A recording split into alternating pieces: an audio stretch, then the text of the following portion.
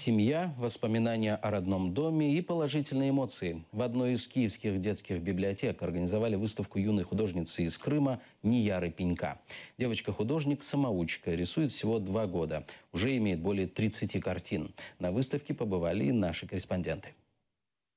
Яркие крымские пейзажи и натюрморты. Рисовать 8-летняя Нияра начала после того, как ее семья после оккупации Крыма переехала в Киев. Це наш дім, це наше село, і за нашим городом річка. Та ми з мамою були вдома, ми гралися, а мама на вулиці гуляла з сестричкою. А потім тато приїхав, та ми вечором уехала в Киев. Девочка – художник-самоучка. Рисует быстро, на картину тратит около часа. Вот на эту картину у нее 20 минут ушло. А так вот, час где-то. Одна картина, 1 час. Малевать она начала в Киеве. Вот, например, нарисовала эту картину за 1 день. Вот рыбки, тут семья.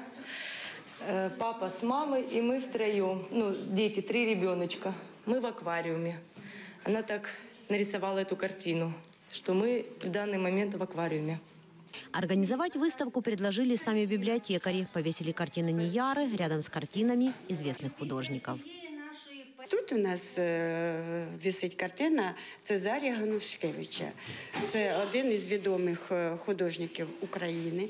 І поряд, я думаю, що, не то, що я думаю, я впевнена в цьому, що такі картини, тим паче 8-річної кримсько-татарської дівчинки Нияри,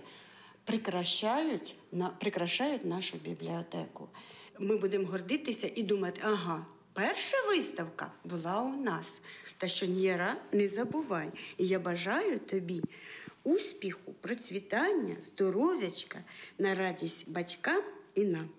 Твори. Сегодня на выставку пришли маленькие посетители библиотеки. Привела своего внука и Татьяна Иванчук. Женщина уверяет, ее так поразила история маленькой крымско-татарской художницы, что даже заговорила стихами.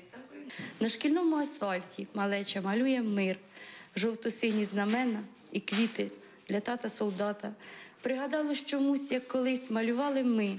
Солнце, небо та маму. Висеть картины в библиотеке будут 2 недели. Уже завтра на выставку придут дети-переселенцы из летнего лагеря. Наталья Калинка, Ислам Пенька, Заман, АТР.